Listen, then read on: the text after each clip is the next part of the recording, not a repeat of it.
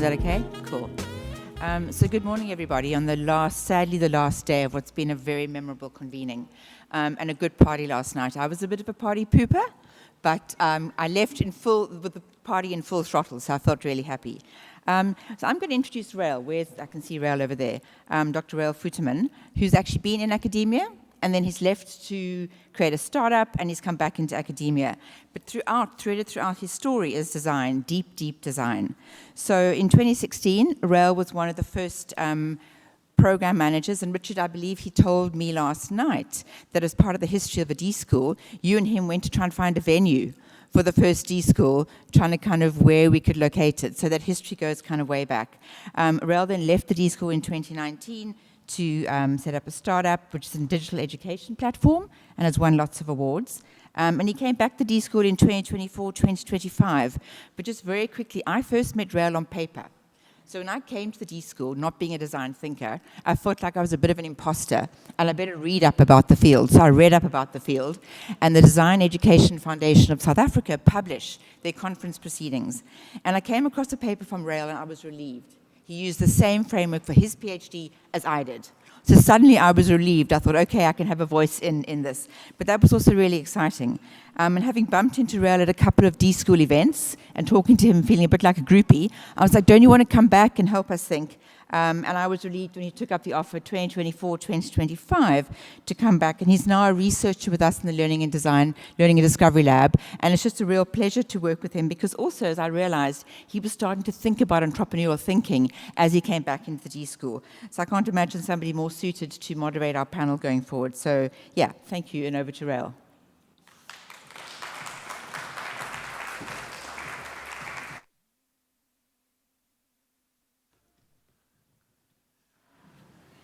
Good morning. How is everybody today? Wide awake? Last night's effects still lingering a little bit? Hello. Dumelang, Sanibonani, Molweni, Goeiemorgen, how's it? As we like to say. Please join me in giving a very warm welcome to Jules Thompson and Solange Rosa, if you'd like to join me up here.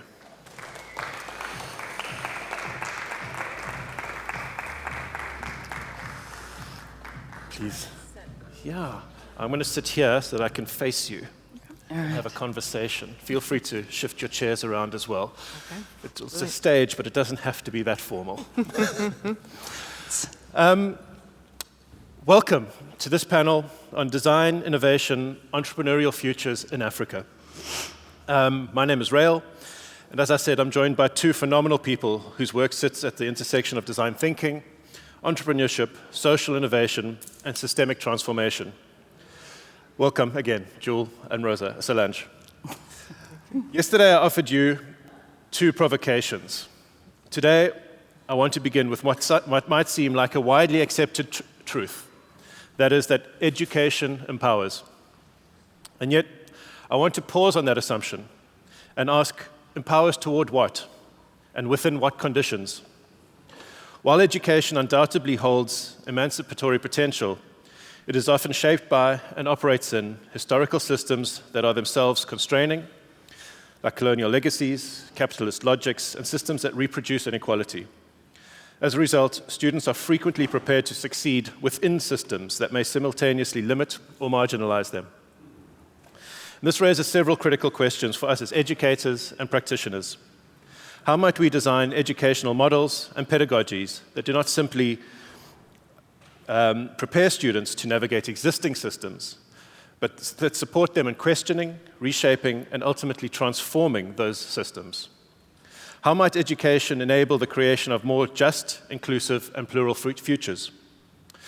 Paulo Freire, in Pedagogy of the Oppressed, argued for a shift from a banking model of education, where knowledge is merely deposited into passive learners, toward a problem-posing model, a transformative teaching method that replaces passive rote learning with critical dialogue, encouraging students to question their reality and play a role in actively shaping their world. Bell Hooks extended this educational approach in Teaching to Transgress, framing education as a practice of freedom. What freedoms, then, are we supporting our youth in creating for themselves? These ideas are particularly urgent in the African context. Our continent has the youngest population in the world, with nearly 60% under the age of 25, and projections suggest that by 2100, half of the world's population will be African. The question then is not only how we prepare young people for the future, but how we engage them as active agents in shaping it. In this session, we aim to move beyond abstract discussions of design thinking and entrepreneurship, and instead really ground these concepts in situated practice. Exploring how design methodologies, entrepreneurial education, and social innovation are being enacted across programs, institutions, and ecosystems on the continent. With me, Solange, Director of the Bertha Centre for Social Innovation and Entrepreneurship, has a doctorate in constitutional law. Solange also serves as an associate faculty and advisor with the Alan Gray Center for Values-Based Leadership and teaches on UCT GSB's Executive Education and MBA programs and UCT School of Economics. Her areas of expertise include, and there are many, public policy, Don't read them all. public research, policy research and analysis, strategy development, public law, public sector innovation and leadership, youth development, poverty reduction, social justice, social impact, and she has also previously worked as the independent public policy and strategy consultant and head of the Western Cape Government's Policy and Strategy Unit. Jewel works at the intersection of entrepreneurship and education, cultural theory, and ecosystem development in Africa. She is a lecturer and undergraduate entrepreneurship concentration lead at the Ashesi University, where she leads flagship foundations of design thinking and entrepreneurship course. Her current doctoral research at the University of Ghana Business School explores how intra-national cultural variation across Ghana regions shapes entrepreneurial behavior and innovation output. She co-developed the Ashesi Venture Incubator with MIT D-Lab, catalyzing over $500,000 in follow-on funding, and co-authored a business incubation practitioner guidebook through the Ashesi Education Collaborative. She founded African Women Amplified, the platform addressing structural exclusion facing West African women entrepreneurs, and serves on the ANDE West Africa Steering Committee. She's a former WF Global Shaper, Acumen West Africa Fellow, and INSEAD Hoffman Institute alumni. Jewel has been recognized as a Georgia State University 40 under 40. Let's give them another warm welcome. Impressive. I'm very much looking forward to our conversation. We have a few questions prepared, but I'd like to see what emerges. And I'd love to also offer you the opportunity, not for me to just ask questions, but for you to engage in question and answers yourselves, please. I'll open with a question to you, Jewel. From your vantage point at Ashesi, what does a genuinely decolonial entrepreneurship curriculum look like? Not just in content, but in assessment, partnership, and maybe whose expertise is centered? Brilliant. Thank you for that question, Rael. So as you know, I have my notes here. I've had time to reflect and think about this. And so the way I frame this is that it goes beyond the conversation around decolonization, right, and recentering of who we are. And that starts with the story of Ashesi University. So for those of you that don't know, with Ashesi University, we're a relatively young institution, but have done a lot of work over the past 20 or so years. And I'm currently developing a case study using design thinking to understand the structure of Ashesi University. And so it forced me to go back into Patrick's story, who's the founder of Ashesi. And when he began Ashesi, it wasn't with the intention of, I'm coming to build the next African university. He actually came to build another Microsoft in Africa. That was his intention. And what he realized is that he couldn't necessarily find the workforce that he was looking for. And so that's what prompted him to say, what type of institution needs to be here to create the people that I eventually want to build the future of Africa? And that was the question that he had. It wasn't solving the problem first. Like many people come out with the mandate to start a university, but he said, no, there's another problem that I see here that's a bit more systemic. And I think that with that framing, that's kind of what has bled into the institution, that grounded the mission of the university around developing the next generation of ethical African entrepreneurs. And that was regardless of discipline. And so for us, when I think about a course that we lead, which was architected or developed by my colleague here, Gordon, in the field, right? That's being built by my other colleague, Albert Ben Susan, here as well. and we're moving forward with the next generation like Kekeli, right, who is helping to design this. This curriculum wasn't one that we said we're coming to change things. We're here to build on what is. And so for us, when we were developing the foundations of design thinking and entrepreneurship, it became a course that said, we're not looking for the students to just get their A, but we're looking for their mindsets to be transformed. Coming in with the perception of this rote learning approach from their SHS, now coming to a situation where they're faced with ambiguity, we're throwing them into the fire of saying, what are the problems around you? We don't have an answer. This is not 1 + 1 = 2. It's now saying to ourselves, there are problems around you that you have the power to solve. How are you going to do this? And so this was more of a cognitive reframing for our students, and that's what the course became. So I just want to say that in that pathway, and I'm keeping it simple here for now, is the fact that we are rebuilding futures. We're starting with the self, the individual, the mindset. We're looking at that individual to say that it's not just about the grade in which you receive in this course, but it's about how you're being transformed and who you're going to become. And the fact that it doesn't mean that you're leaving this course as the engineer, the computer scientist, or the business person, but you're leaving this course as a person who is now impacted by the world around them and sees that differently and is preparing themselves to create a solution for that, not waiting for the solution to be developed before they receive it. And so that's how we began to catalyze design thinking across that course, which requires them to come into this for 1 year, first year entry, and continue this throughout the rest of their course experience within Ashesi University. Fantastic. I love that framing as well of education as a sort of a form of becoming. And starting with the self, not just come in and look out there for problems and look externally, but really starting with looking internally as well.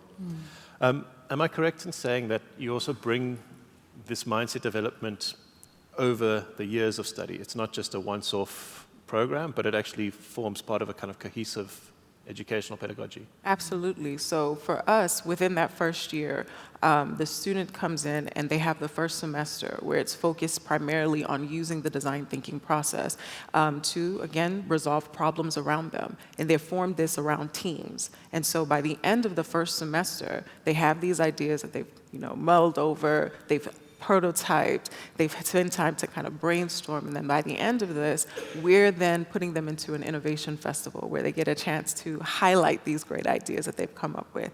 And then from that, we transition the strongest ideas into what we call FDE2, which is now where we put this entrepreneurial framing around them, where they go through the process of business simulation. And so in this, now they're transitioning from just a tinkering and thinking team to a venture team. So now we're strengthening this concept for them, which is saying that now you've thought of this idea from a problem that you saw around you that you were curious about, and now you're presenting something for the market. What happens next? And so with this idea, we're not expecting that every student, regardless of the fact that they have to take this course, that they're gonna become entrepreneurs. That's not it. We're asking our students to think more critically, be more curious about their world, and think about this framing that they've identified once they go into their other coursework. And then when we have this scaffolding at Ashesi, so that if they are the engineer, if they are the computer scientist, if they're looking at mechatronics, or even if they're in law and public policy, there's an opportunity for them to continue this journey through programs we have like Convening. And then by the time they get to the end of their final year at Ashesi, they can choose to do an entrepreneurship capstone. It would have allowed them to have time to tinker and build and work on this venture. And then towards the end of their experience at Ashesi, it doesn't stop there. That's where myself and Gordon sat there and developed the Ashesi Venture Incubator. So now this idea that started in first year can now come out and actually have a space to land and continue testing, getting that funding investment to keep building, right? Because again, we're intentional about saying we're going to change Africa, and it starts with our students and the experience that they have along their course curriculum, that regardless of where they end up, they can still use this as a way of life and a way of being, and they can contribute to the world around them. Beautiful. Thank you so much. Feel free to applaud. You don't have to wait until the end. Solange, anything that you'd like to, have you seen any parallels, I think, with the work that you're doing within the Bertha Centre? No, I'm actually just thinking, wow, those are great ideas, and looking at Richard going, we should do this here, right? I think that Ashesi is my second favorite university. I was there last year and visited Ghana, which is where I got my African garb, which I'm wearing today, the white woman in the African garb. But also the irony is I bought this in Ghana, but it's actually from Nigeria. I was like, no, I should buy Ghanaian garb in Ghana. But so I think Ashesi is an entrepreneurial university of what I know of it. It really does embody that. And so I have two touch points with Ashesi. One is through the Global Business School Network that we, as Bertha Centre and the Business School at GCT, are part of. And then we're also part of this MasterCard Foundation Health Collaborative across Afrika. So there are 8 universities across Africa. And what we're trying to do is to support innovation in the health sector, in particular focused on primary health prevention. So before people get into the treatment sector and require all those additional resources, that we do more community-based healthcare, and at the same time that we are upskilling young people in particular because of our high unemployment rate across Africa to go into these health sectors from all the way from community-based healthcare to specialization. But so what I really love about working with Ashesi and Moore University and Addis Ababa University is how we're all trying to bring entrepreneurship more into the execution of the ideas we have to solve the challenges that Africa currently faces. And some of them are common across countries, and some of them are very contextual. So we don't cut and paste everything, except I think we can cut and paste this idea. And yeah, so what we do at the Bertha Centre and the business school here at UCT is to stimulate the social innovation, the creative thinking, using your methods of design thinking as a process. So we used to have a social innovation lab as part of the MBA. I think that was phased out, but it used design thinking to help the process, but identifying a social challenge. So we as the Bertha Centre are very much focused on social entrepreneurship and social innovation. And what we mean by that is social can be environmental or economic, but it's how you're addressing society's problems. And I would say, sometimes I think my education pedagogy is brainwashing rather than anything, seriously deep. But it's more like I really do try and embed constantly in the curriculum of social innovation and entrepreneurship the very importance of like the transformational aspect from you identifying for yourself, whether you're a 20-year-old or a 35-year-old going through a career change and doing your MBA. What is it that is your contribution to society? What is your responsibility to society and community? You're not just here to make more money and go to the business school and figure out how to make more profit. You're here also to identify solutions to what are common challenges, and then do that in a for-profit or non-profit way, or go into the public sector. So to inculcate that, it's mindset, but it's also heart, like a sense of being part of humanity, and that is your responsibility. It's all our responsibility. Thank you. I think I was reading both of your work, and something that stood out also in the work that we do is sometimes I think the D school should be DE school. Like we're focusing on unlearning a lot as well, not just learning. And there's a lot of sort of I think a lot entrenched with students that come into the space that takes a lot of sort of adjustment through. I think recentering on the self versus looking at grades and that you were touching on. There's a lot of that happens around personal development. I think also, we've piloted a couple of entrepreneurial thinking programs, and what's really interesting is how students' perspective shifts, where prior to the program they see entrepreneurship as this sort of individualistic, mechanistic process, but afterwards they see it as more of a social, collaborative process. And I think those sort of mindset shifts are critical to actually also embedding what entrepreneurship is like, in South Africa. Solange, you also bring the constitutional law and public policy into the world of social innovation. So how might a rights-based lens change what counts as successful innovation or entrepreneurship in African contexts? Maybe moving beyond sort of the traditional metrics. Yes, I prepped my answer because I wasn't, when I first read it, I wasn't sure, okay, how do I bring this all together? But so I think that linked to what I was saying about our collective responsibility, the Constitution, in a way, outlines that, right?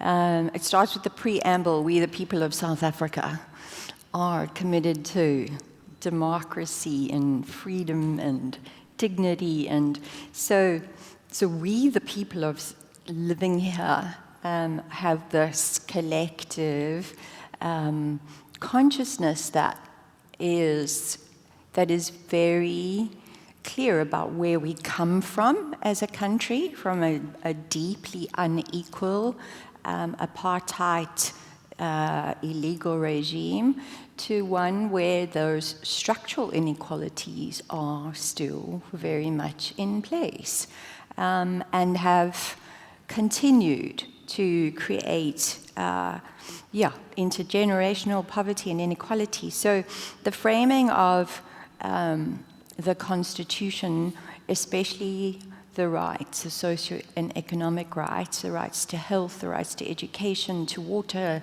housing. So the way that those are delivered should be a public and a private responsibility. Obviously, mostly the public sector is responsible for the so-called welfare or developmental state. But the private sector also has a role. So Constitution is both horizontal and vertical, which means it applies between state and citizen as well as between citizens and juristic people, which is companies. So basically, it's all our responsibility. And when you look at a lens of rights, then think about, how do we deliver primary health care in a way that is more equitable, that access to education is quality for everybody? And so in innovating our solutions, thinking about where is the equity piece? We're not just thinking about charity or, in some sort of paternalistic way. How do we collaborate, as you say, to design solutions across those kind of basic level rights, really, in a way that are empowering and changes the structure, the unequal structure of our society, which is a massive systemic challenge. I'm not trying to make it seem easy and simple, but that is the lens that I look at it from a constitutional and rights perspective. Fantastic. Yeah, I think a concept that we've been playing with a little bit within the D School as well is this shifting from graduating individuals to graduating networks. Yeah. I I think, when one focuses on just the individual, they can make so much difference. But as one shifts to kind of graduating a network, that systemic change can maybe happen more rapidly, and with more effect. I think also shift based on that idea of sort of shifting metrics as you're talking about. Jewel, as a researcher of African innovation ecosystems, what patterns do you see that are invisible if we only look through the sort of the startup or the VC-ready lenses? Maybe how should we shift? How should that shift how we know about teaching entrepreneurship? This is a great question, and in times of kind of looking at this, I realize a lot of times here we've been talking about this inherited logic. And I think what we've inherited a lot from the West or the global North is the fact that there is this universal entrepreneur, right? This individual that is this risk taker, that does all of these great things, right? And these models. And so what happens is that creates a gap between who I think I can become.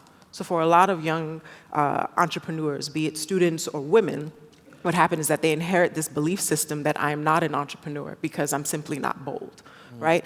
And for us, I think that what we have to change when we're thinking about VC or development is that we're transforming our systems, right? These belief systems that we have. So we have to transform that from this perspective of saying that I cannot do this is not for me, and saying that we're now making more of a redesigning, essentially, this sense-making, right, a process. So at Ashesi, and even in this own research that I do, particularly for women, I'm helping our students and women kind of unpack these narratives that have essentially shaped their perspective around their choices, right?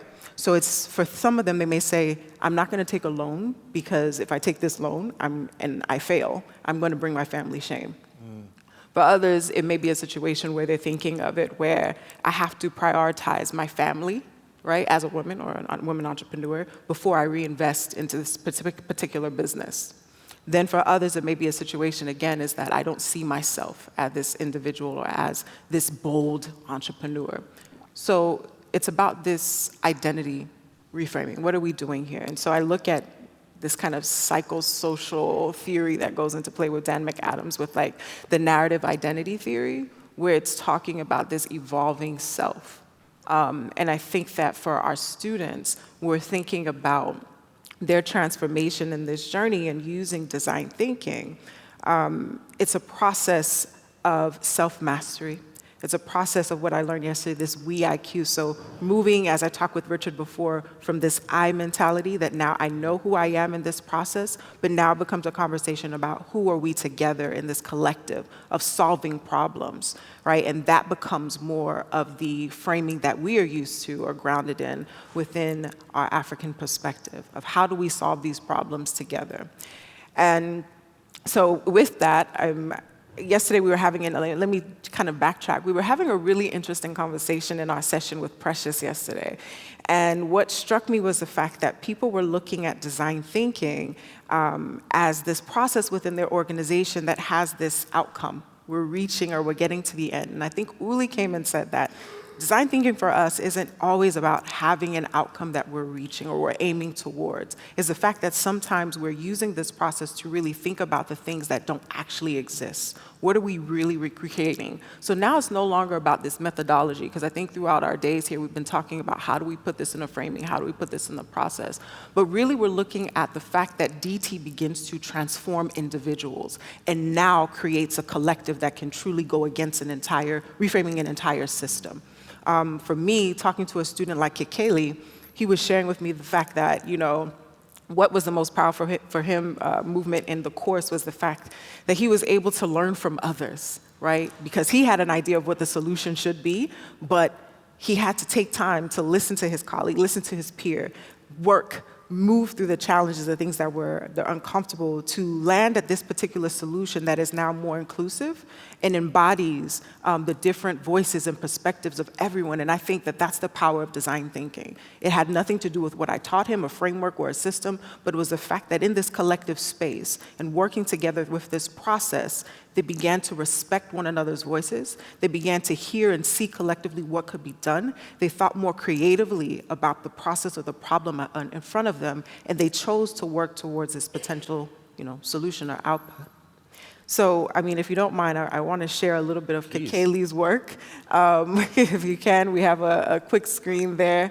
So, as I mentioned, when it comes to FDE and what we produce in FDE, our students get the opportunity to think about, or we have a grounding session of them using the first week to think about the problems around them. What are they curious about? What are things that bother them? What's real for them, not imagined. And so for Kekeli at the time, he had an idea of saying, you know, I'm at this school that is extremely demanding. It is stressing me out all the time, and I don't really have a lot of time for myself when I think about this. And at the end of the day, I want to get my A. And for students like him, he gathered around that thought, and they kind of created this team to talk about this. But they soon, as they got deeper into the process, right, talking, sharing about this problem area, they said to themselves that it's not just about the fact that we're in a school that's extremely demanding of our time. It's really about the fact that we're experiencing something which is positioned as cognitive overload. We have so much information coming to us at the same time, which oftentimes leads to us forgetting. And so it's not that when you're calling on us, Ms. Jewel, that we don't, we didn't read the night before, or we don't care about what you have to say, but it's the simple fact that we have so much information packed into our system that we don't even know what to pull from at times. And so this is what sparked their particular solution at the end of the semester, which by FDE2, they turned into a revenue generating solution, which is called MemoSpark. And so if we go through the next slide here, or I guess maybe it's just, and then this process, right? This is where they began with their problem space, right? So looking at it from the perspective of student forgetfulness, and then how this leads to this lack of productivity. So I'll read directly from what they shared, right? So student forgetfulness, a problem that is cyclical, self-reinforcing, and unique to each victim. It increases stress, drives subpar academic performance, and diminishes the learning experience. Those who are affected, right? So they see this to be university students at all levels, undergrad, graduate, right? Who confess that they constantly feel like they lack time, they fail to manage complex schedules, and they're often battling with distractions due to the increasingly pervasive nature of the content on their screens. And so for them, if we go to the next slide here, they looked, going through the process, they created an avatar to support the student, which is in the form of a panda. It's not here visually, but the panda was named Stu, which stands for study. And so Stu joins them on the journey of learning, and they recognize the different types of people within this market that suffer from the same problem. So if we go to the next slide as well. They use time within the FDE2 to kind of evaluate how large is this market? Is this something that can actually work? How many people are actually suffering from this? And then began to develop a strategy around how students would respond to this, and then we can go to their actual solution here on the next slide. Perfect. So again, yes, we wanted to move away from the tech-based solutions, but they actually combine a little bit of an offline and online approach to how they look at the solution around this cognitive overload. So they have it where it is gamified solutions. They actually incorporated a form of community so that it's not just students from Ashesi, but it can be students from UCT that are coming together collectively to talk about what they're learning, what they're experiencing, and even the stresses that happen to them. They have a crash out room on the page where they can just complain about the course, scream out loud, right? But then also get that kind of reframing to come back and say, now that you've let it out, how can we help you? And then that's where they've all embedded AI. So I think that they've now utilized a form of this kind of predictive technology resource that helps students also get back into the flow. You've identified your problem, you've let it out, and now we're structuring in a process of how do we get you back on track and remember your schedule. And that's what they did in this actual solution, excuse me. So I think that, for us, if we're talking about this in this panel about what is the futuring of education, innovation in Africa, this is what we're talking about here is these outputs, is the fact that it doesn't just sit in the classroom, it doesn't just end as a project. It becomes something that is a real tool vested in the spaces that we exist in because of the fact that students are now recentering or transitioning their identities and reforming new ones. It's not one that they've come with that I must be this A student, I must meet these demands, but they get a safe space in education in a course like using a method like design thinking to help them uncover themselves and become better listeners and understand what's happening within the communities around them and build solutions for that. So we're not expecting everyone to become, a MemoSpark or a PromptU team. We're actually forcing them to kind of place the mirror back on themselves and say that this education, the output of this education is not just your final grade or going to graduate school or producing and writing papers, but really how are we coming back collectively to transform our continent? What does that look like? And that, to me, is how we're kind of decolonizing entrepreneurial education, because it's not just to say that we're coming out to produce, but we're here to internally transform. And then now when we do this, we recognize one another. I see you. What can we build together? If I'm going to become the doctor, if I'm going to become the engineer, if I'm going to become the painter, whatever that is, collectively, what can all of these skills and giftings do for us to transform what we see? And that's what we want education to actually become. And I think that that's what we've always been and what we've always had there. And it's now reemerging, and I think DT helps us to do that more concretely because it sparks this creative force in us that, again, nothing else can really pull out. And I think that, in this process and what we're seeing is as a true transformation. And my hope is that with what we see coming forward is continued strips of this transformation. And I think that even though we're doing this through this network, as you said, it is also an opportunity for us to help others amongst the continent see that they too can change. Because I think for so long, from our perspective, we've lost that sense of identity. We've taken on everyone else's, right? And that's what we've said is good. That's been our standard for good or excellent. And that's come across in how we work, what we do, what we say is truthful, who holds truth to power when it comes to what is right, what is innovation, right? Which is why we accept that, it has to be tech-enabled and things. No. We're coming back to say self. Who are we? Right? And that is what's so powerful. And how does that become who am I? And then who are we together? And then how do we put this back into our education?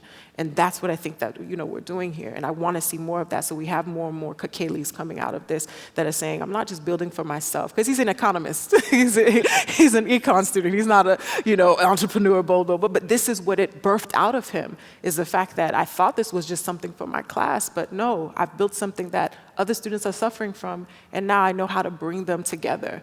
And my team and I are continuing this. And at the end of the day, they get a chance to make a little money and bring it back into the system. So yeah, I'm thankful for that.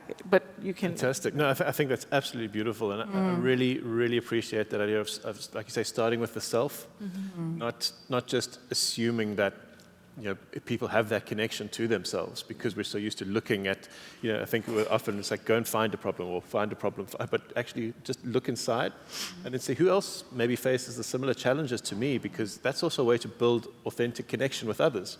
And then, like you say, through building that out as well, it's almost like starting with the self and then creating the movement.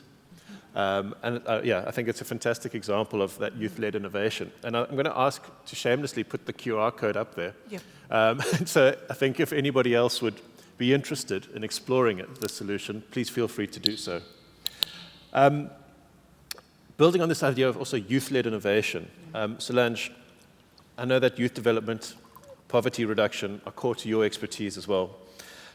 Maybe a specific question that you feel free to answer broadly. If you could redesign one major public program or policy to better support youth-led innovation in the Western Cape, or maybe more broadly in Africa, what would you change first?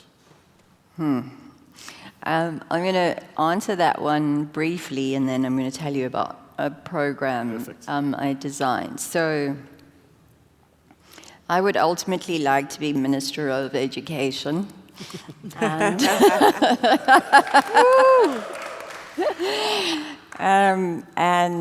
I would make a terrible politician, though, because I'm too direct and not diplomatic enough. But I think that education is the magic bullet. It is the silver bullet. Quality education. And so if I had to change any policy in South Africa, I would a focus on getting more young people through high school, so that we would have lower rates of high school dropout. The Human Development Index shows the number of years at school.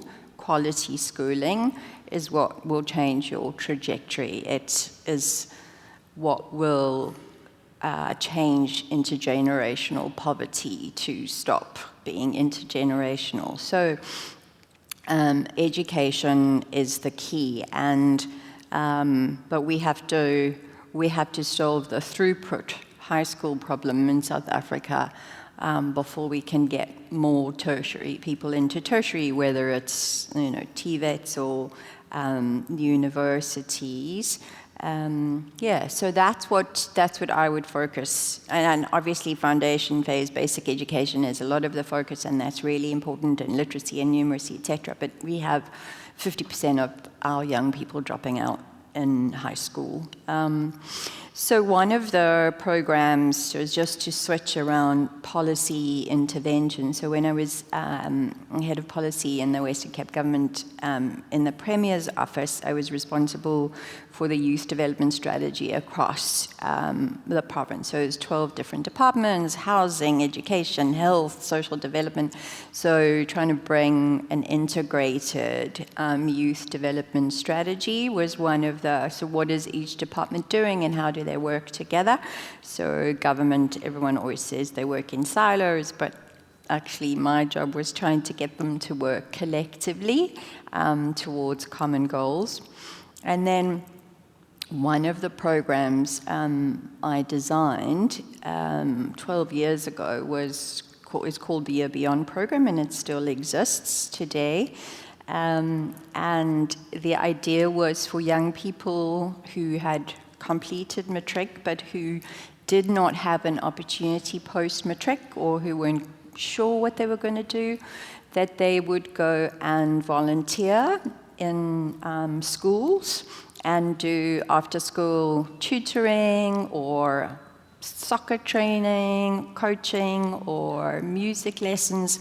So they contribute to the school, and we selected schools in disadvantaged areas and put them in groups in those schools. So these young people then, the core part of the program was a social innovation challenge.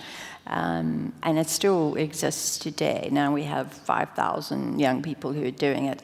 So they would be in the school after school, and they get to know the students, the learners, the context of the school, whether it's in Atlantis or Manenberg or Kailicha, and then identify a problem in the education space that they can see, and then in those teams go through a design thinking process to research, ask the students around them what was their experience. So maybe it was like low numeracy, people struggling with maths. So what kinds of things could we do to help you learn maths? They designed games, they designed a whole lot of different things, and then after a year, go through the whole process and then implement it in the school the following year. So it gave them a gap year, an experience, social innovation training, a lot of personal development, and then at the end of the year, they get support also to identify what is their next step. So do they want to become teachers, help them get into teaching? Do they want to become entrepreneurs, get them some additional entrepreneurial training? Do they want to go to university? So that program continues as an innovative program within the Western Cape, but has been expanded now to the Eastern Cape and to Gauteng. And so not only can you do things at a policy level that are innovative, that apply, across populations, but also programs that are able to address some of the key challenges that we have. And the other thing I wanted to mention was that it was initially funded by the public sector, but now it has funding from the NYDA, from philanthropy, private philanthropy, and so it's become a much bigger program, but with different resources brought together. And I think when we think about entrepreneurship, it isn't, well, when I think about it, it's not just you setting up a business and generating income, but you can be entrepreneurial wherever you are. You can be entrepreneurial inside government, you can be entrepreneurial in philanthropy, in bringing people together, finding solutions together, and then executing. So, yeah, what we talk about as the entrepreneurial mindset can be applied beyond a kind of traditional business setting. Fantastic, thank you so much. Yes, I think the idea of entrepreneurship, just as venture design, is also it's one lens on which we can look at entrepreneurship. I think, what we often see in South Africa is entrepreneurs is this starting where you are with what you have. Not necessarily this long proposal writing, waiting for the funding, It's about starting small organically with a sort of a seed of an idea, and then through that making it tangible, it begins to grow into something else. I know that, within entrepreneurship and entrepreneurship education, there's still quite a bit of marginalization that happens in terms of access to quality entrepreneurial education. And so I'd like to come back to you, Jewel, as well, because I know you focus a lot on women-led innovation across Africa. And maybe what are some of the most persistent, maybe design biases, or biases in general that you notice in incubator or university programs that maybe inadvertently marginalize women? And how would you work to maybe reconfigure those to create more inclusive entrepreneurial spaces? Yeah, oftentimes you see it a lot in our curricula, which makes or has an assumption around, again, women exist in a system, right? A social cultural system of this is who you are in this system, which means you're the mother, you're the wife, you're the caretaker. So when you look at these particular curricula that expect you to go out and do, interviews, do this, it doesn't take into account the other role that you have. So I think that when I think about the education system as it pertains to women entrepreneurs, I wrote it here, grappled with new ways in which we can refine our curricula. So can we talk a little bit more when it comes to the finances of having a course that talks about how cultural obligations shape your cash flows, whether you're working informal or formally, right? Now that's a new way to look at money and financing, and it's not just the hard numbers, bottom line profit that you're trying to get. Then think about how gender norms will essentially influence negotiations. So now negotiation is not just an A-B having your BATNA in this conversation, but now now negotiation also takes into account the being, right, of what we may encounter as a woman or how this may work, especially if you're a man negotiating with a woman, because we come with certain biases. And immediately your mind is pivoted to say, this is how I'm going to take this potential approach.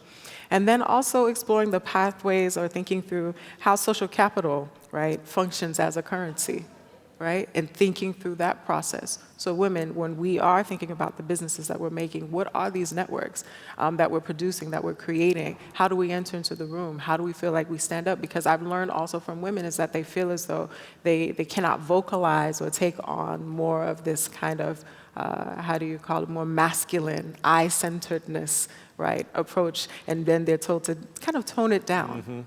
Right, and it requires this level of you being relational, being personable to be accepted into this space, but then at the same time, you're kind of discredited if you are softer and meeker, right? So there's this balance that they're always trying to have to face when, again, we've created this universal entrepreneurial archetype, this bold, brazen, goes for it, gets what they want, and they're hard, but that doesn't leave room for the women, and so we're constantly, again, teeter-tottering between this identity crisis, and I think that it calls for our curriculum, our design to ensure that we are capturing that experience of the woman that is true and not a curriculum that is already rooted in some sort of kind of patriarchal norm about what entrepreneurship should be and how you should build, but taking into account these variations that women sit in. And so that's something we're exploring now, of just changing that, building this community and allowing the women essentially to reclaim that level of agency, whether you're working in the formal or informal spaces of entrepreneurship,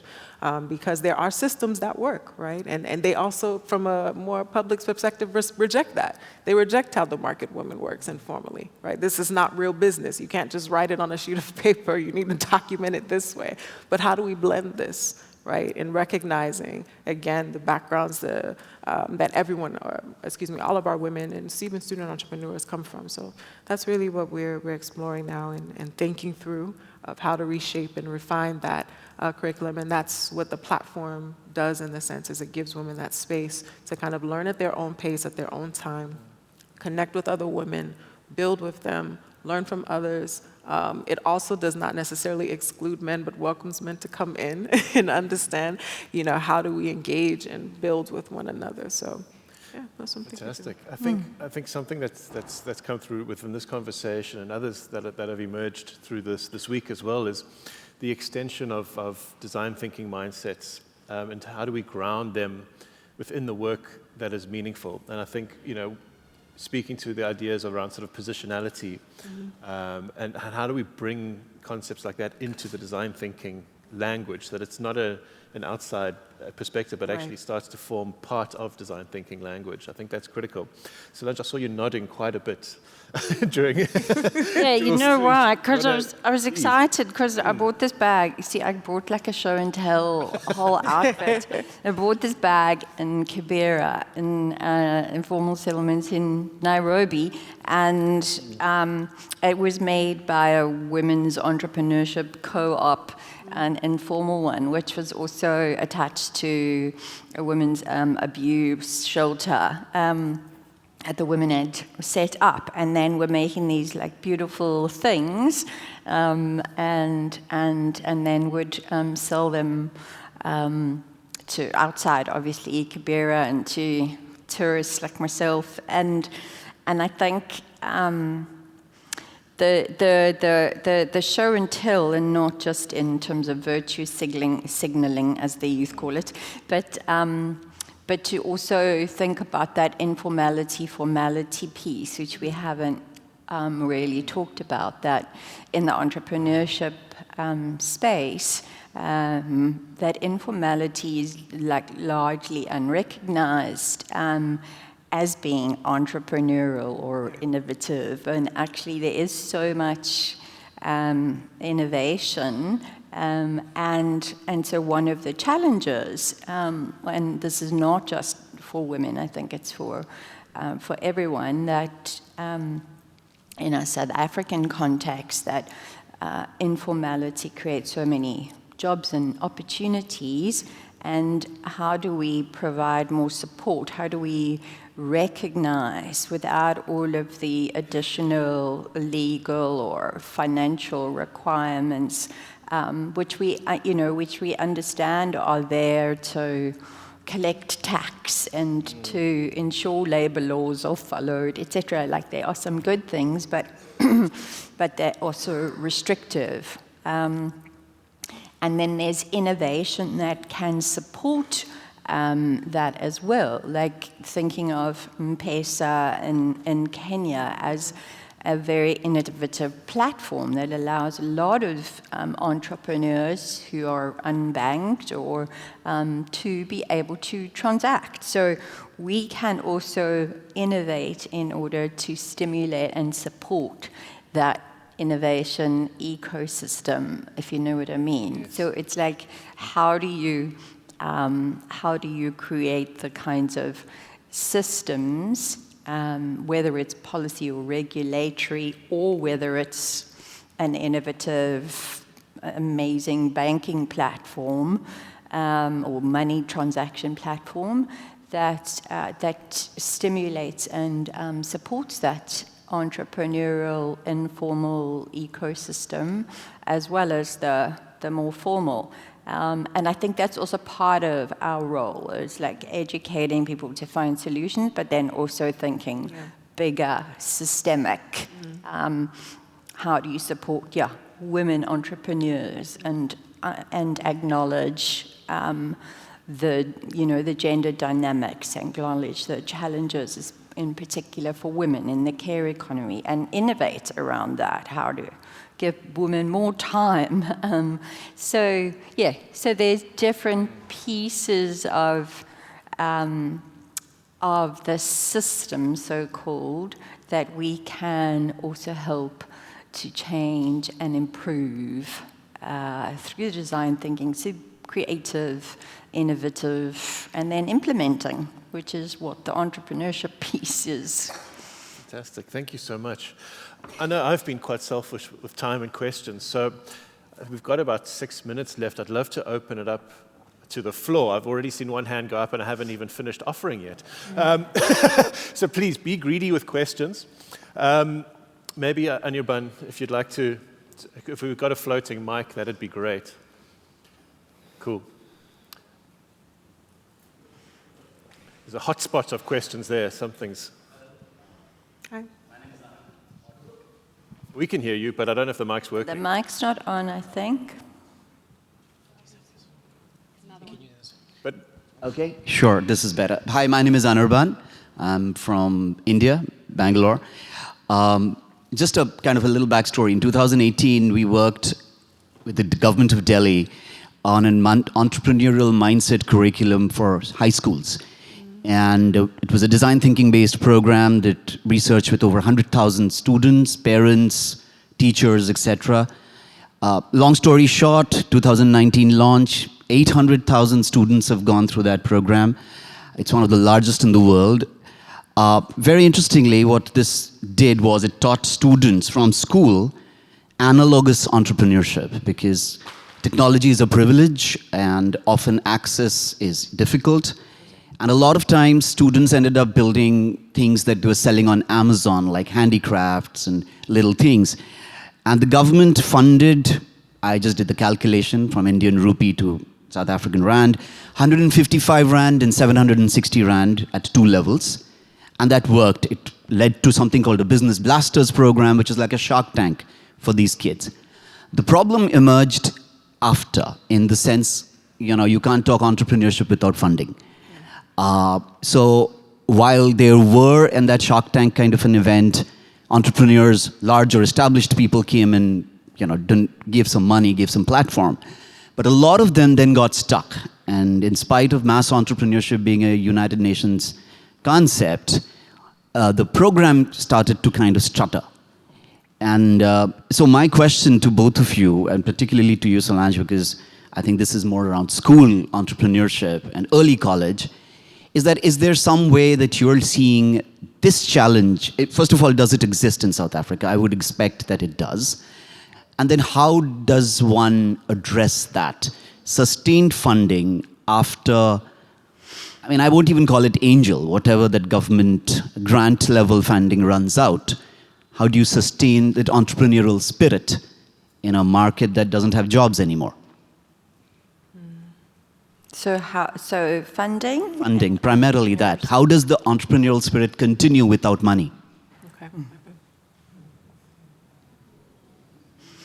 It's a Want to go first? It's a tough question, right? And the thing is that I have a slight answer, but I haven't piloted it yet. So on the platform, there's a concept that we want to put forth, which is mirrored after this, what we call in Ghana the susu box, right? And so it's this kind of collective sharing. So what we want to do for the entrepreneurs on there is that everyone contributes about, a percentage of their revenue to this susu box. And then at the end of the quarter, every woman would have an opportunity to kind of pitch for something that they need, right, to get to the next level. So we're looking at it as incremental process to support their entrepreneurial journey.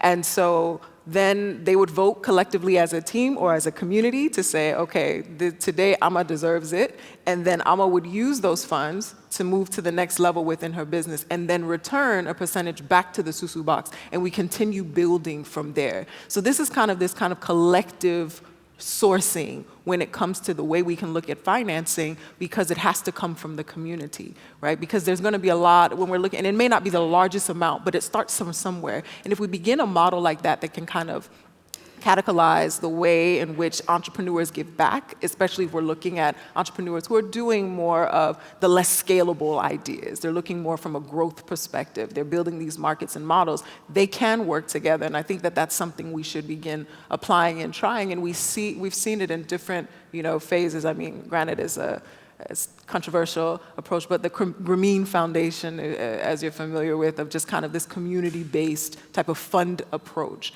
And so it moves us away from that dependency of saying that we need someone to give it, we need the investors, because we don't. We also are having that struggle in Ghana about the missing middle. Not everyone needs the $1 million, $50 check written out to them. Sometimes they need just 20,000 to get to the next level. So how are we funding that? And I think that onus falls on us. I mean, granted, again, at Ashesi, we're still learning, but these are the spaces in which we're raising funds intentionally for our students to go out and use this. And then when they get out of it, that's what we were talking about after AVI, what happens next, how are they supported. And so now it's about how do we strengthen you, not only for the local market, but for the global market as well, where they can also have an appreciation for what you're building and what you're creating. And that's the mindset that we also have to start shifting to. And that's what my work is starting to explore, is that we have localized innovation, but sometimes the world doesn't see value in that or utility in that.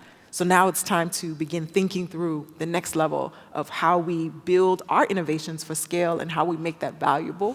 And then it starts within our own spaces. So yeah, I would just say that community approach of blending. Fantastic. It's almost like a Stockful.